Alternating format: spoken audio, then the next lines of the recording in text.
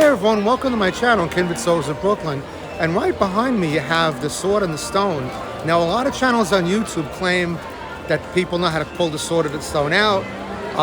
This magical moment, like all the magical moments, hasn't come back since COVID. So I was on Dream Squad for over a year and a half. I did this magical moment lots of times. So spoiler alert, I'm gonna actually tell you how it's done. So if you have any kids watching right now and you don't want them to have the magic ruined, or someone who doesn't like the magic ruined, you can turn off the video. But if you want to find out how the sword and the stone works, stay tuned. I will tell you all about it. Stay tuned. So that's the famous sword and the stone from the movie from 1975, The Sword and the Stone. It's Excalibur, you know, the whole King Arthur thing. So Kerry's going to take me trying to lift the sword out of the stone, which I'm not going to be able to do. But then right after that, I'll explain how it's done. So hold on just a second. You'll see. It's going to be fun. All right, so here we go. Here's my attempt at trying to lift Excalibur. See both sides of it. See the sword and the stone. All right. So let's see. Oh, man. I can't lift it for beans. It ain't moving.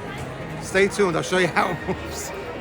All right, so once again, spoiler alert, any little kids watching where people don't want to know how the magic works, please turn off the video.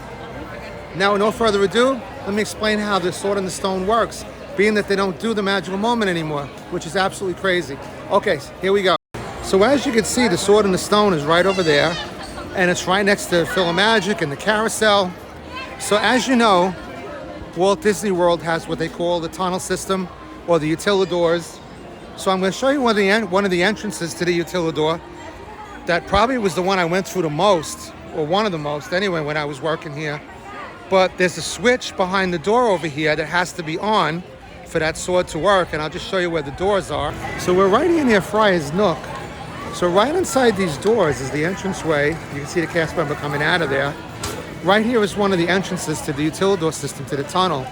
As soon as you go through that doorway, there's a switch on the wall, just a regular light switch, and that switch has to be up. So if that switch isn't up, the sword isn't going to work, but that's only 50% of what you need. So that's part of what you need right there. So the other half of what you need is when someone is actually working with the sword. We called it the ruler of the realm ceremony, or there used to be the old King Arthur ceremony. A big shout out to my friend Neil, who I worked with on Dream Squad, who actually did the long 15-minute version.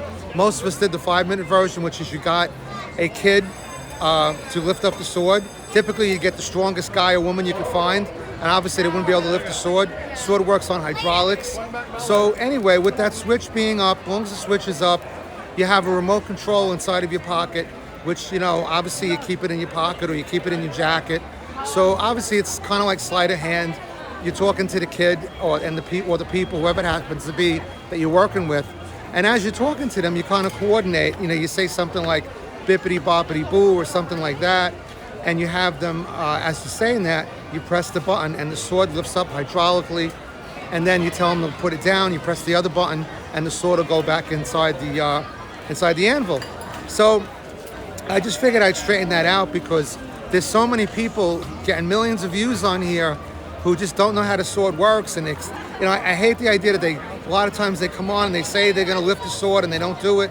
So there's a lot of good videos too of actually people lifting it, but that is actually from pre-COVID. So unless Disney really, they can still do it.